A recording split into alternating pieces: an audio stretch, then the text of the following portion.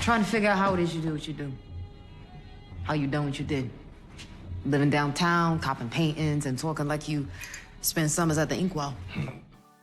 So even though it seems that Rock's made some wrong calls in killing Scrappy, moving on to the Italian's turf, creating enemies, hiding secrets from Duke and Kanan, and keeping Lou in the street game, one thing we should never do is count her out. She's ruthless and ferocious in the streets, and now she's thinking about making moves into other areas away from the game. And this is what Patina Miller had to say in a recent interview. What I love about Rock is she doesn't need to move with an army of people. She doesn't need to show her bravado in that way. She's not afraid of anything. She's already thought about this. Southside Jamaica Queens, that's just a means to get to the next step. She sort of mapped out what role everybody plays. Her vision is very big, and she's about expanding. Rock's no dummy. You've seen how calculated she was to end up where we did at the end of season 1. She's super smart, and she also thinks about things people don't think about.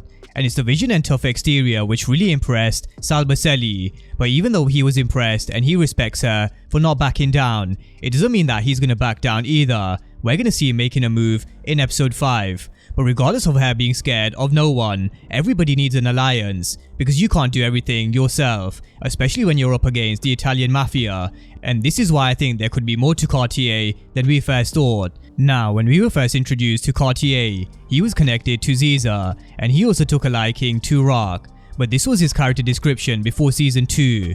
A handsome, charismatic, overflowing with confidence, and always dressed to kill. Cartier sucks up all the oxygen in any room into which he steps. He has a vision for business, expanding into less crowded markets like DC and Baltimore, and even into other types of businesses like music and art.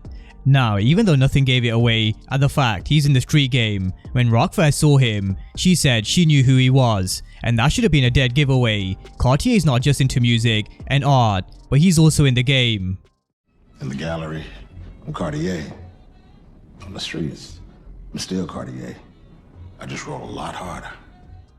Now, this may be one alliance Rock may need when it comes to the Italians. Cartier rolls hard in the streets, and we haven't seen what he's capable of in that respect. But what we have learned is, he's smart. He knows how to navigate the real world of business through various businesses and clean his cash. And this is where there's two parts to the game. You can be good at making money in the streets, and you can build one huge empire, but what good is that empire, and what good is all that cash sitting in the bodega if it's just gonna be eaten by rats? And that was the point Juliana was trying to make to Rock.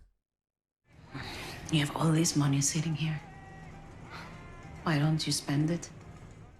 Now, if we were to use an example from Power, we know how Ghost and Tommy had laundromats set up to clean their money. They then went on to buy Club Truth, where they were able to wash even more. We also learned how Kanan used to launder his money through a car wash, and this is something I expect to see at some point in Raising Kanan.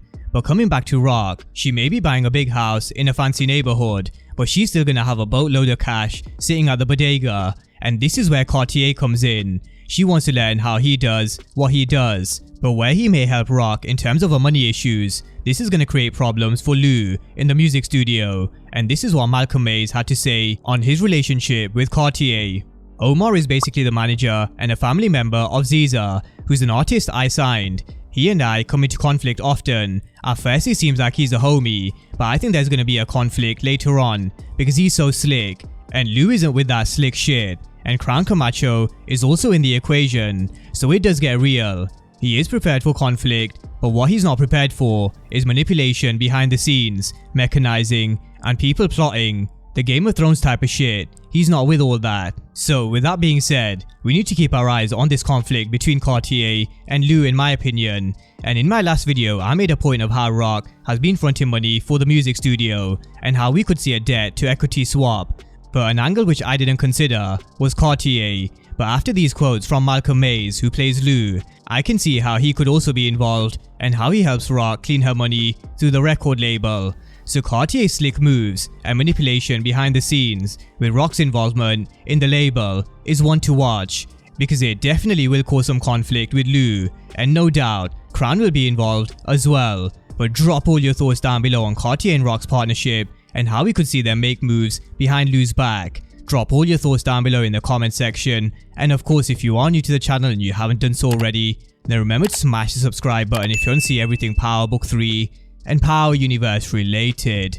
But as always, thank you guys for watching, and I'll see you next time.